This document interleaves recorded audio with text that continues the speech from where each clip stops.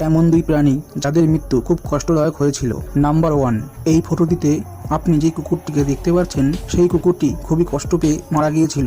1980 সালে সাউথ জর্জিয়াতে গাছ কেটে ট্রাক লোড করছিল। ঠিক তখনই সেখানকার একটি ওয়ার্কার দেখতে পায় গাছের ভেতর একটি কুকুরের কঙ্কাল আটকে আছে। এক্সপার্টদের মতে কুকুরটি একটি কাঠবিড়ালিকে তাড়া করতে গিয়ে গাছের মাঝে আটকে যায়, আর সেই কঙ্কালটি 40 বছর ধরে সেই গাছের মাঝে আটকে ছিল। তাহলে ভাবুন কতটাই কষ্ট পেয়ে সেই কুকুরটি মারা গিয়েছিল।